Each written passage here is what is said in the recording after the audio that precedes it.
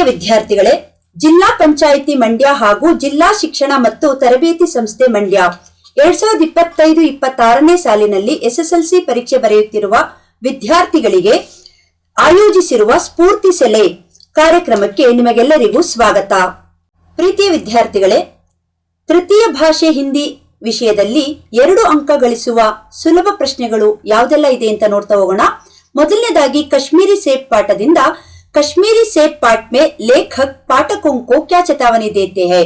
ಪಾಠದ ಸಂದೇಶವನ್ನ ಕೇಳ್ತಾರೆ ಮಕ್ಕಳೇ. ಇದರಲ್ಲಿ खरीदारी करते समय सावधानी नहीं बरते तो धोखा खाने की संभावना होती है.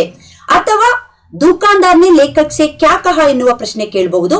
ಇದಕ್ಕೆ ಉತ್ತರ बाबूजी बड़े मजेदार सेब आए हैं, खास कश्मीर के, आप ले जाए, खाकर तबीयत खुश हो जाएगी. ಇಷ್ಟು ಉತ್ತರ ಬರಿಬೇಕಾಗತ್ತೆ. ಹಾಗೆ ಮೇರಾ ಬಚಪನ್ ಪಾಠದಿಂದ ಕಲಾಂ ಕೋ ಖಾನೆ ಮೇ ಆಶಿಯಮ್ಮ ಕ್ಯಾ ಕ್ಯಾ ದೇತಿ ಥಿ. ಏನೇನನ್ನ ಬಡಿಸ್ತಾ ಇದ್ಲು? ಚಾವಲ್, ಸ್ವಾದಿಷ್ಟ ಸಾಂಬಾರ್, ಅಚಾರ್ और नारियल की चटनी. ಇಷ್ಟು ಆನ್ಸರ್ ಬರೆದ್ರೆ ಸಾಕಾಗತ್ತೆ. ಹಾಗೆ ಅಹಮದ್ जलालुद्दीन के बारे में लिखिए ಕೇಳಿದ್ರೆ जलालुद्दीन कलाम के अंतरंग मित्र थे या अंग्रेजी जानने वाला एकमात्र व्यक्ति थे, ಸ್ಥಾನೀಯ ಟೆಕೇದಾರ್. ಈ 3 ಪಾಯಿಂಟ್ ಗಳನ್ನ ಬರೆದ್ರೆ ಸಾಕಾಗತ್ತೆ.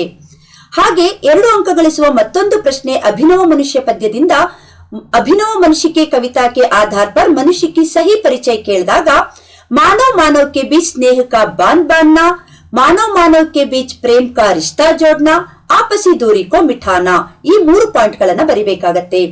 ಅಥವಾ ದಿನಕರ್ ಜಿ ने आधुनिक मानव की भौतिक साधना का वर्णन कैसे किया है ಎನ್ನುವ ಪ್ರಶ್ನೆ ಏನಾದ್ರೂ ಕೇಳಿದ್ರೆ आधुनिक मानव ने प्रकृति पर विजय पाई है, नदी पर्वत सागर को लांग सकता है, इसका यान गगन में जा रहा है, परमाणु भी इसे देखकर कांपते हैं. ಇಷ್ಟು ಆನ್ಸರ್ ಅನ್ನ ಬರೆದ್ರೆ ನೀವು ಸಾಕಾಗತ್ತೆ.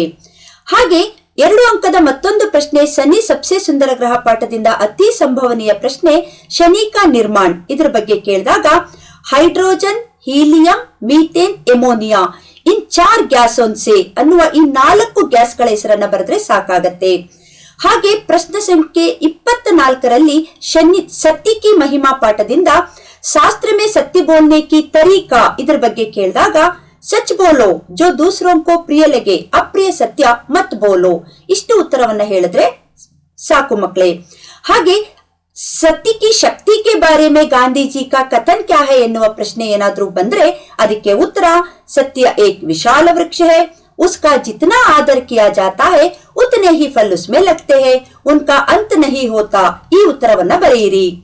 ಹಾಗೆ 3 ಅಂಕ ಗಳಿಸುವ ಪ್ರಶ್ನೆಗಳಲ್ಲಿ ಪ್ರಶ್ನೆ ಸಂಖ್ಯೆ 27ರಲ್ಲಿ ಬರುವ ಸಂಭವನೀಯ ಪ್ರಶ್ನೆ ರೋಬೋಟ್ ಪಾಠದಿಂದ ಧೀರಜ್ ಸಕ್ಸೇನಾ ने घर में रोबोट रखने का निर्णय क्यों लिया. ಯಾಕೆ ರೋಬೋಟ್ ಇಟ್ಕೋಬೇಕು ಅನ್ಕೊಂಡ್ರು?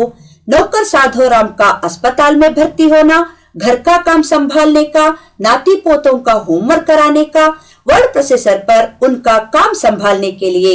ಈ 4 ಪಾಯಿಂಟ್ ಗಳನ್ನ ನೀವು ಬರೆದ್ರೆ ಉತ್ತರ ಆಗತ್ತೆ ಮಕ್ಕಳೇ. 3 ಅಂಕ ಸುಲಭವಾಗಿ ಗಳಿಸಬಹುದು. ಹಾಗೆ ಮಾತೃಭೂಮಿ ಪದ್ಯದಿಂದ ಭಾರತ್ ಮಾತೆ ಪ್ರಕೃತಿ ಸೌಂದರ್ಯ ಕಾ ವರ್ಣನ್ ಕೇಳಿದಾಗ ನೀವು ಭಾರತ್ ಮಾತಾ ಅಮರೋಂ ಕಿ ಜನನಿ ಹೈ, माँ के उर में गांधी बुद्ध और राम शाहिद है, भारत के खेत हरे भरे और सुहाने हैं, वन उपवन फल फूलों से युक्त है, माँ की गोद में अपार खनिज भरा हुआ है, ಭಾರತ್ ಮಾँ के हाथों में ನ್ಯಾಯ ಪತಾಕ और ಜ್ಞಾನದೀಪ है. ಇದರಲ್ಲಿ ಮಕ್ಕಳೇ ಮಾತೃಭೂಮಿಕಾ ಸ್ವರೂಪದ ವರ್ಣನೆಯೂ ಇದೆ, ಪ್ರಕೃತಿ ಸೌಂದರ್ಯದ ವರ್ಣನೆಯೂ ಆಗತ್ತೆ. ಹಾಗೆ ಸಮಯ ಕಿ ಪಹಚಾನ್ ಪಾಠದಿಂದ 31ನೇ ಪ್ರಶ್ನೆಯಾಗಿ ಸಮಯ ಕೆ ಮಹತ್ವ ಕೋ ಸಮझाइए ಈ ಪ್ರಶ್ನೆಯನ್ನ ಕೇಳಿದ್ರೆ ನೀವು ಸಮಯದ ಮಹತ್ವ ಬರೆದ್ರೆ ಸಾಕು. ಸಮಯ ಅನ್ಮೋಲ್ है, ईशा का दिया हुआ अनुपम धन है, समय को व्यर्थ नहीं गंवाना चाहिए, बीता हुआ समय वापस नहीं मिलता, आत्मा पर विश्वास रखना है, आलस भगाना है, सही वक्त पर सही काम करना समय का सदुपयोग है. ಈ ರೀತಿ ಮಕ್ಕಳೇ ಸುಲಭವಾಗಿ ನೀವು ಅಂಕಗಳನ್ನ ಗಳಿಸಬಹುದು. ಧನ್ಯವಾದಗಳು.